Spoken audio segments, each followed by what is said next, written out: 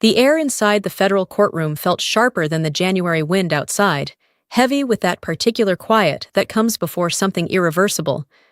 I stood just beyond the threshold, my hand resting lightly on the polished brass door handle, letting the sound of murmured voices wash over me. "My name is Morgan Hale." I thought the words steady in my mind, though I didn't speak them aloud. "And in about 30 seconds, my sister will learn everything she's ever said about me was a lie." The bailiff's voice cut through the chatter. "All rise." The doors swung open, and I stepped into the light, my service dress uniform catching in the glare from the overhead fixtures. Silver stars gleamed on my shoulders. Ribbons told their own story across my chest colors, earned in places Elena Vargas had only ever read about. I didn't look at her at first. I let my gaze pass over the judge, the panel of officers, the crowded gallery. Only then did I turn toward the defense table.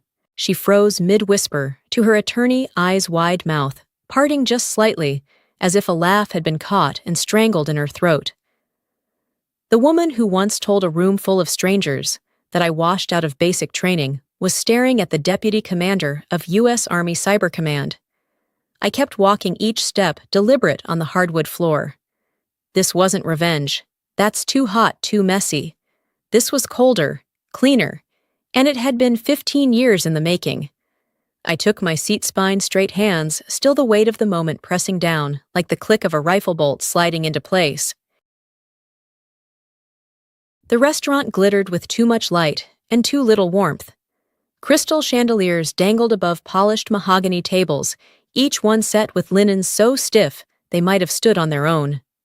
I hadn't planned to be here. It was my parents' celebration for Elena's promotion to CEO of Armitage Defense Solutions. But a last-minute change to my travel orders had left me with a rare weekend in Boston. An invitation had arrived in my inbox the night before, clearly an afterthought. I slipped into my seat at the far end of the table, near the coat check, while the real conversation hummed at the head. My parents flanked Elena like loyal retainers, laughing too loudly at every modest joke refilling her wineglass before the server even noticed it was low. Halfway through the third course, Elena's voice lifted just enough to pull the surrounding tables into her orbit. "Oh, and this is my sister Morgan," she said, tilting her head toward me, as though I were an after-dinner mint she'd forgotten to mention. "She even tried the army once, remember? Didn't last 2 weeks in basic training. Now she's got some temp job in government admin." The words landed like the clink of silverware on fine china, small, precise, and deliberate. A man across from her, a senior contracts executive I recognized instantly from the Pentagon's procurement briefings, glanced my way. His expression was polite, unreadable, but his eyes lingered a beat too long. He knew exactly what her statement implied, and so did I. I felt the old chill settle in my chest, the one I'd carried since the day I learned in my own family's language service meant nothing unless it came with a corner office and a corporate logo. I didn't argue. I didn't correct her. Silence in moments like this was its own weapon. When the server cleared my plate, I caught the faintest flicker in the executive's eyes. He didn't believe her. Tomorrow morning, he'd be sitting in a secure conference room while I briefed him on the most sensitive counterintelligence operation in the Army's portfolio. But tonight, I let Elena finish her story, smiling when others laughed. Let them think they'd marked me. Some debts are paid in words, others in time. And mine had been accruing interest for years. The first time I understood my place in my family was a June afternoon thick with the smell of cut grass and my mother's pot roast. I was 18, standing in our living room in a freshly pressed ROTC uniform, holding an acceptance letter to officer candidate school. It was the kind of achievement that made other parents beam, the kind that came with competition so fierce you didn't dare dream about it until the envelope was in your hands. My father glanced at the letter, patted me on the shoulder, like I'd just told him I'd gotten a part-time job at the mall, and said, "That's nice, Morgan. Just be careful. No questions, no pride. Just a warning tossed out like crumbs on the floor." An hour later, he handed Elena a set of keys tied up in a red bow. Outside in the driveway sat a brand-new sedan gleaming in the summer light. My mother clapped, telling Elena how much safer her path was now that she'd been accepted into an Ivy League business program. The message was clear. Elena was headed somewhere important. I was taking a detour they'd rather not talk about. When the moment passed, my mother slipped me a $50 bookstore gift card, as if it were an afterthought. I smiled, thanked her, and carried that quiet comparison with me for years. By the time I was a colonel, briefing 3-star generals on cyber threats and overseeing teams stretched across 3 continents, my family still thought I worked some kind of desk-bound placeholder job. They'd never see the classified maps covering my office walls or the secure servers humming behind triple-locked doors. I stopped trying to explain somewhere along the way. It was easier to let them believe I was the quiet failure than to drag them into a world they had no interest in understanding. But a few months after that Boston dinner, a new case landed on my desk. The codename Hawthorne Vale. The target, a senior defense contractor suspected of selling proprietary targeting data to a hostile entity. And when the evidence file loaded on my screen, the name at the top was one I knew better than my own reflection. Elena Vargas. I stared at the name for a long time, the glow of the monitor casting hard edges on the walls of my office. For a moment, the air felt thinner, as if the secure compartmented room itself was holding its breath. 15 years of old slights, clipped words, and calculated dismissals pressed at the edges of my mind. But they didn't spill over. Instead, something colder slid into place: clarity.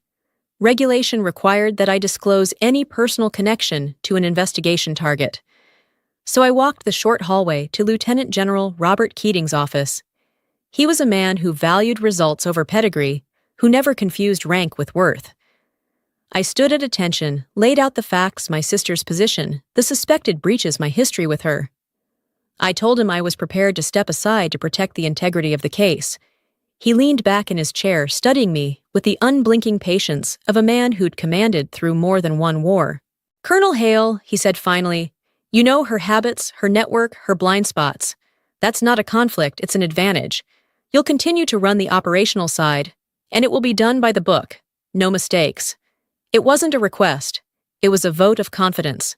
From that moment, my war wasn't fought in heated arguments or public confrontations.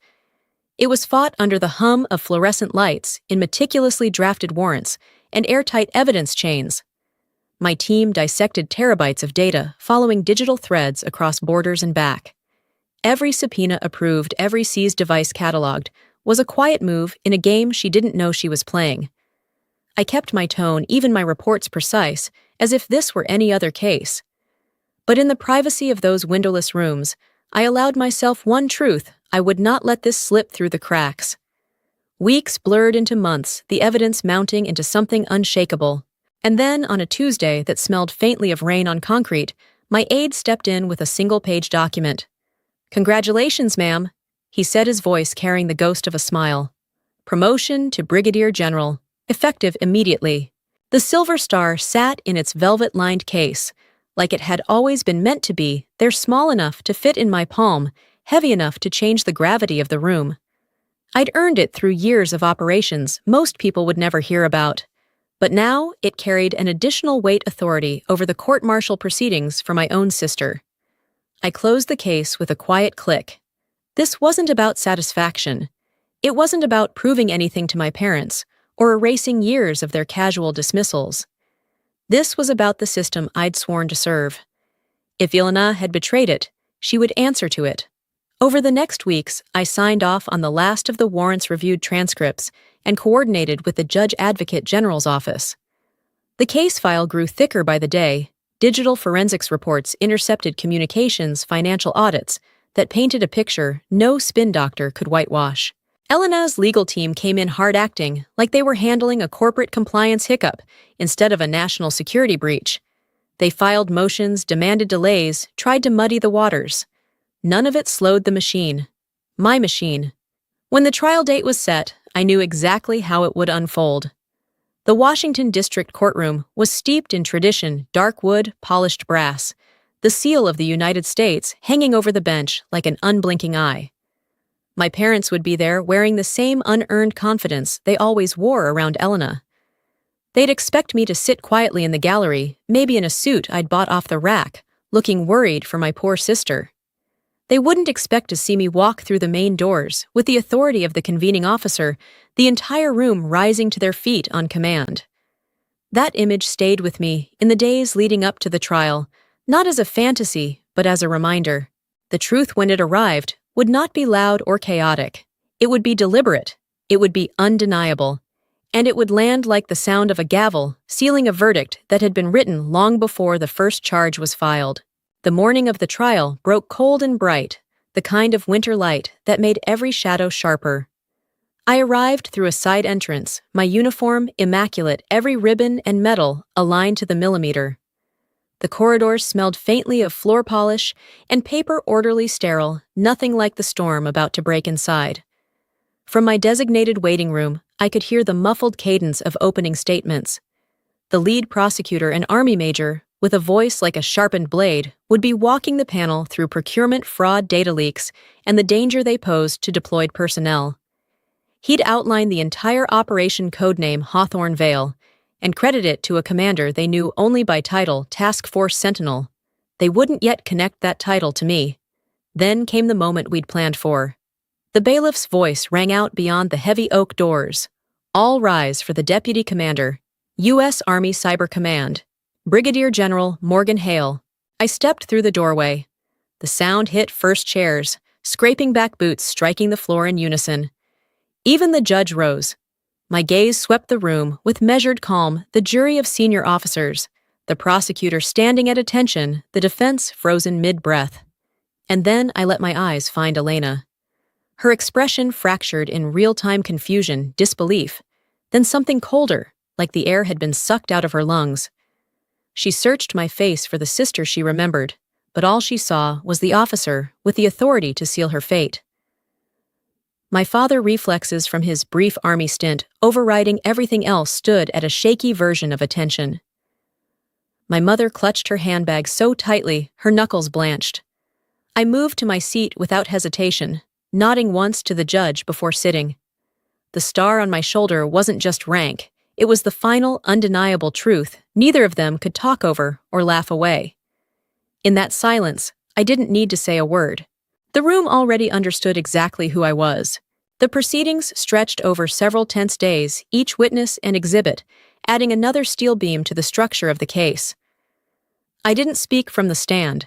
My role was to observe, to ensure the process was clean, precise, and impossible to challenge. From my seat, I watched Elena's confidence erode in increments. At first, she leaned into her attorney's whispered reassurances. By the second day, she was taking notes furiously, her pen tapping against the legal pad like a metronome of panic. The prosecution's closing argument was a masterclass in control. They walked the panel through intercepted messages, server logs, and bank transfers that connected her to every breach. No theatrics, just the weight of fact after fact, until even the defense seemed smaller behind their table. When the panel withdrew to deliberate, the room exhaled. My parents avoided looking in my direction. I didn't mind. The moment of truth wasn't for them. It didn't take long. The panel of senior officers returned their expressions as unreadable as marble. The presiding officer stood reading each charge, followed by the same verdict: guilty, guilty, guilty. The words fell like stones into still water, sending ripples through the gallery. Elena's shoulders slumped. Her lawyer stared at the table as if the grain in the wood could offer an escape. My father shifted in his seat. My mother's lips moved, but no sound came out. The clerk brought the official findings to my desk. The paper was thick, the kind meant for permanence. My pen felt heavier than usual as I signed my name, clear, steady, final. It wasn't triumph that settled over me then. It was something quieter, a deep sense of balance restored. The uniform I wore had never been about proving anything to them, but in that moment, it had stripped away every lie they'd told about me. I stood, nodded once to the judge, and left the courtroom without a glance back. The verdict would live on in the record. I had no need to see their faces as it sank in. Outside, the winter air felt cleaner. A year to the day after the verdict, I stood on a stage beneath warmer lights, facing a sea of uniforms. The graduation ceremony at the U.S. Army War College was a place for the next generation of senior leaders, to mark the start of their own uphill climb. Rows of colonels and newly pinned generals looked up, waiting for my keynote. I spoke about integrity, the kind that holds when the room is empty and no one's taking notes. About command as a burden, not a trophy. I told them the truth I'd lived, that in our line of work, there will always be people who underestimate you, sometimes even the ones who share your blood. And that the only validation worth anything comes from knowing you did the job right. When the applause came, it was the measured, grounded kind that told me they'd heard more than just the words. Colleagues, my real family, gathered afterward, debating points I'd raised, sharing their own hard-earned lessons. There was no flattery, no empty praise, only respect. My aide now, Colonel Davis, wove through the crowd to hand me a secure tablet. An operational update glowed on the screen. I scanned it, my focus shifting back to the mission with the ease of muscle memory. That's when my personal phone buzzed. The number on the screen made me pause. My mother's. The text was short. "We're proud of you. We just never knew. Can we talk?" For a moment, the echo of an old ache stirred the faint shadow of the girl who would have given anything to hear those words. But it passed. Their pride wasn't a currency I traded in anymore. My worth had been proven in places they'd never stepped foot in, to people who didn't need me to translate my value. I set the phone face down on the table, the screen going dark, and turned back to my team. We had work to do, and that was where I belonged. The ledger was balanced, the chapter closed. In the months that followed, I thought less and less about Elena's trial. The headlines faded, her name slipped out of conversation, and the world moved on, as it always does. But in the stillness of early mornings, when the base was just waking, and the corridors were quiet, I sometimes caught myself remembering the look in her eyes that day in court. Not with bitterness, but with a strange, detached clarity. People imagine justice as something loud, a gavel slamming voices raised a moment that shakes the walls. In my experience, the truest victories are quieter. They don't demand attention. They simply stand unshaken when the noise dies down. That day in the courtroom, my victory was not her conviction. It was the truth, standing in full view, impossible to erase. I never answered my mother's message. Not out of spite, but because I had nothing left to say. Reconciliation requires two people willing to walk the same road, and I'd stopped walking theirs a long time ago.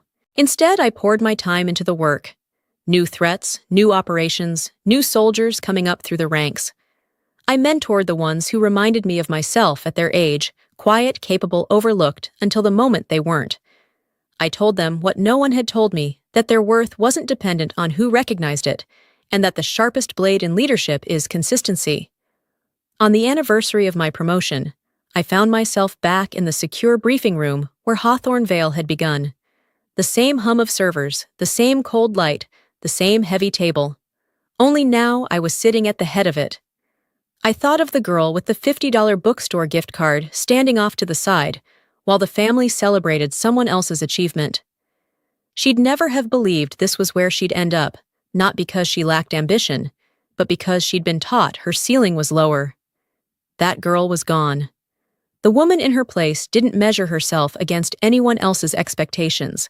She measured herself against the oath she'd taken and the standard she upheld. And in that, there was a peace no verdict, no apology, no family approval could touch. The victory wasn't in proving them wrong. It was in knowing I'd been right all along.